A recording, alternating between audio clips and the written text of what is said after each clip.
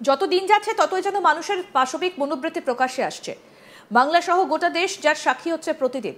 Kasba law college হোক কিংবা আরজি কর মেডিকেল কলেজ ও হাসপাতাল, জুনিয়র ডাক্তারের সঙ্গে হওয়া চরম নোংরামির ঘটনা তারই জ্বলন্ত উদাহরণ। জেলায় জেলায় স্কুল ছাত্রীকে অত্যাচারের ঘটনা দিকে দিকে ঘটছে। এত কিছু ঘটার পরও নোংরামি কিছুতেই থামছে না। এমন সমস্ত ঘটনা ঘটছে যা শুনে মাথা হেঁট হয়ে যাবে। আর কত নিচে নামবে মানুষ? এবার মহিলা তৃণমূল নেত্রীর সঙ্গে চরম নোংরামির অভিযোগ উঠল এক ভিলেজ পুলিশের বিরুদ্ধে। শাসক দল তৃণমূল কংগ্রেসের এক মহিলা নেত্রীকে চরম নোংরামি করার অভিযোগে গ্রেফতার হলো নদিয়ার চাপড়া থানা এলাকার এক ভিলেজ পুলিশ। ধৃত ভিলেজ পুলিশের নাম অমিত পাল। ঘটনার সূত্রপাত গত 4 জুলাই। স্থানীয় ওই মহিলা তৃণমূল নেত্রী চাপড়ার রানাবন্ধ এলাকা থেকে চাপড়া খ্রিস্টান পাড়ায় আসছিল। সেই সময় খ্রিস্টান পাড়া এলাকাতেই নেশার আসর বসিয়েছিল ওই ভিলেজ পুলিশ সহ আরও কয়েকজন। এই সময় ওই তৃণমূল নেত্রীকে ভিলেজ পুলিশ অমিত পাল তার হাত ধরে টানাটানি করে এবং পরে তার সম্মানহানি করার চেষ্টা করে বলে অভিযোগ। শুধু তাই না, ওই মহিলা সেখান থেকে কোনো ক্রমে পালিয়ে বাড়িতে চলে যায়। মহিলাকে পিছু ধাওয়া করে ভিলেজ পুলিশ অমিত পাল। মহিলার বাড়িতে গিয়ে তার দরজায় ধাক্কাধাক্কি এবং লাথি মারে, ঘর থেকে বাইরে বের করার চেষ্টা করে। তৎক্ষণাৎ ওই মহিলা চাপড়া থানায় খবর দিলে ঘটনাস্থলে ছুটে আসে চাপড়া থানার পুলিশ ঘটনাস্থলে আসার আগেই অমিত এবং তার দলবল সেখান থেকে পালিয়ে যায়। এরপর ওই মহিলা চাপড়া থানায় ভিলেজ পুলিশ অমিত পালের বিরুদ্ধে লিখিত অভিযোগ দায়ের করে। তৃণমূল নেত্রী তথা ওই মহিলার অভিযোগের ভিত্তিতে চাপড়া থানার পুলিশ মঙ্গলবার রাতে অমিত পাল সহ আরও 3 জনকে গ্রেফতার করে। বুধবার ধৃত মূল অভিযুক্ত অমিত পাল ও আরও 3 জনকে কৃষ্ণনগর জেলা আদালতে তোলা হয়। একই সঙ্গে গোটা ঘটনার তদন্ত শুরু করেছে কৃষ্ণনগর পুলিশ জেলার চাপড়া থানার পুলিশ। যদিও এই বিষয়ে তৃণমূল মুখ খুলতে না চাইলেও বিজেপির তরফ থেকে তীব্র নিন্দা জানানো হয়। অবিলম্বে মুখ্যমন্ত্রী মমতা ব্যানার্জি যাতে এই ধরনের দোষীদের কঠোরতম শাস্তির ব্যবস্থা করে এই ঘটনার পরিপ্রেক্ষিতে, সেটাই দাবি বিজেপির। কি বলছেন বিজেপি নেতা সোমনাথ কর, শুনব। দেখুন, বিষয় হলো যে খুব পরিষ্কার করে বলতে গেলে গোটা পশ্চিমবঙ্গ জুড়ে আইনের শাসন প্রায় আজকে তলানিতে এসে পৌঁছেছে। আপনারা জানেন এগুলো। এইরকম একটা অবস্থাতে দাঁড়িয়ে আজকে চাপড়ার যে ঘটনা, সেখানে তৃণমূলের নেত্রী, তৃণমূলেরই ভিলেজ পুলিশ, সে এই ধরনের একটা চেষ্টা করছে তার বাড়িতে পর্যন্ত ছুটে গিয়ে।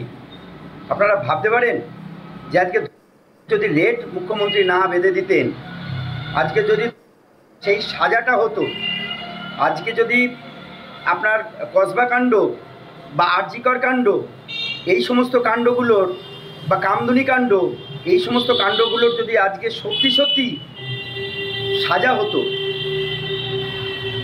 বিচার পেত যদি নির্যাতিতারা, তাহলে এই জিনিস করতে দুবার ভাবত। কিন্তু আজকে যেখানে গোটা পশ্চিমবঙ্গে এই সমস্ত, তারা আজকে এটা খোলা বাজার পেয়ে গেছে, কারণ জানে যে রাজ্যটার নাম হচ্ছে পশ্চিমবঙ্গ। এই পশ্চিমবঙ্গে তৃণমূল কংগ্রেস ক্ষমতায় আছে, সেখানে দুধেল গাইদের আস্ফালন এবং এই সমস্ত সমাজবিরোধীদের এক আস্ফালন, এই দুয়ের আস্ফালনে আজকে পশ্চিমবঙ্গের আম জনতা, সাধারণ মানুষ আজকে অত্যন্ত শঙ্কায় দিন কাটাচ্ছে। দিনের পর দিন ক্রমশ এই যে তার দুর্দান্ত প্রতাপ যে চরিত্র, তার যে এই যে তৃণমূল করে বলে তার যে এই অবাধ অন্যায়ের ছাড়পত্র পেয়ে যাওয়া, এটাই আজকে আমাদের এই সমাজ ব্যবস্থাকে ভাবাচ্ছে। সাধারণ মানুষ এইবার একটু চিন্তা করার সময় এসেছে যে আজকে তৃণমূলের হাতে যদি তৃণমূলের নেত্রীরা, তৃণমূলের মা বোনেরা আজকে যদি সুরক্ষা না থাকে, তাহলে বিরোধী দলের নেতা নেত্রীরা তারা কোন জায়গায় থাকবে, আম জনতা তাহলে কোন জায়গায় থাকবে, এই প্রশ্ন আজকে এসে দাঁড়িয়েছে।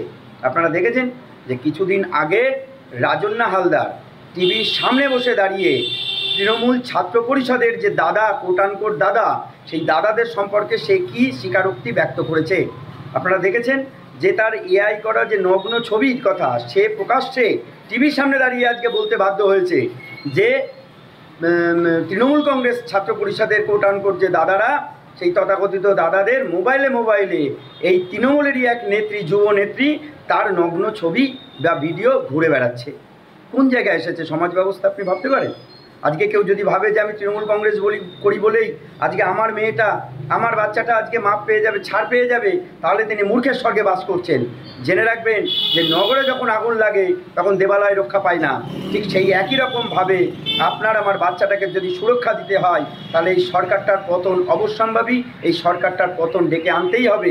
নইলে আমি আপনি সে তৃণমূল করুন, সে আপনি কংগ্রেস করুন, সিপিএম করুন, বিজেপি করুন, যা খুশি আপনি করুন, কিন্তু আপনার বাচ্চাটার সুরক্ষার জন্যে দুবার চিন্তা করুন। এই ঘটনায় তৃণমূলের দাবি, কেউ যদি অন্যায় করে থাকে তাহলে তার শাস্তি হবে, পুলিশ তদন্ত করে দেখবে। বিজেপি ঘোলা জলে মাছ ধরার চেষ্টা করে। কি বলছেন আইএনটিটিউসি নেতা সনদ চক্রবর্তী, শুনবো সেটা। বিষয়টা এইভাবে দেখবেন না। পশ্চিমবাংলায় একমাত্র আইনের শাসন আছে। এখানে কেউ যদি দোষ করে তার বিরুদ্ধে ব্যবস্থা হয়, সে যত বড় পুলিশ অফিসার হোক আর সিভিক পুলিশ হোক। এর আগেও দেখেছি আমরা, সে আরজিকর বলুন, নিঃশুভপুরের ঘটনা বলুন, পুলিশ প্রতিটা ঘটনায় তদন্ত করেছে এবং গ্রেপ্তার হয়েছে। এক্ষেত্রেও আইনের পথে চলবে। আজকে সিভিক পুলিশের বিরুদ্ধে তদন্ত হবে, দোষী প্রমাণ হলে তার বিরুদ্ধে শাস্তি গ্রহণ করা হবে। বিজেপি বলছে যে এইটা শুধুমাত্র গোটা রাজ্য জুড়ে এই ঘটনা ঘটছে। বিজেপি ঘোলা জলে মাছ ধরতে চেষ্টা করে। উত্তরপ্রদেশ থেকে গুজরাট, আজকে মধ্যপ্রদেশে যেসব ঘটনা ঘটছে একটারও বিচার পাচ্ছে না। মহিলারা লাঞ্ছিত হচ্ছে, তাদের বিরুদ্ধে যারা করছে বিজেপির তাবৎ নেতা। বিজেপির দলটা, আমরা যেটা বলেছিলাম, আমাদের যদি বিল পাস হতো তাহলে সেই বিল আজকে রাষ্ট্রপতি সই করেনি। কারণ মহিলাদের মহিলাদের সম্মান রক্ষার্থে যে অপরাজিতা বিল মাননীয় মুখ্যমন্ত্রী মমতা বন্দ্যোপাধ্যায় এনেছেন, সেই বিল রাষ্ট্রপতি সই করলে বিজেপি দলটাই উঠে যাবে। কারণ বিজেপির সমস্ত নেতাদের বিরুদ্ধে মহিলাদের অভিযোগ আছে। যত দিন যাচ্ছে ততই যেন মানুষের পাশবিক মনোবৃত্তি প্রকাশ্যে আসছে। বাংলা সহ গোটা দেশ যার সাক্ষী হচ্ছে প্রতিদিন। কসবা ল কলেজ হোক কিংবা আরজিকর মেডিকেল কলেজ ও হাসপাতাল, জুনিয়র ডাক্তারের সঙ্গে হওয়া চরম নোংরামির ঘটনা তারই জ্বলন্ত উদাহরণ। জেলায় জেলায় স্কুল ছাত্রীকে অত্যাচারের ঘটনা দিকে দিকে ঘটছে। এত কিছু ঘটার পরও নোংরামি কিছুতেই থামছে না। এমন সমস্ত ঘটনা ঘটছে যা শুনে মাথা হেট হয়ে যাবে। আর কত নিচে নামবে মানুষ। এবার মহিলা তৃণমূল নেত্রীর সঙ্গে চরম নোংরামির অভিযোগ উঠল এক ভিলেজ পুলিশের বিরুদ্ধে।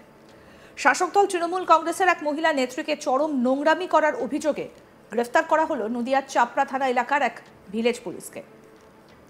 ধৃত ভিলেজ পুলিশের নাম অমিত পাল। ঘটনার সূত্রপাত গত 4 তারিখ, 4 জুলাই।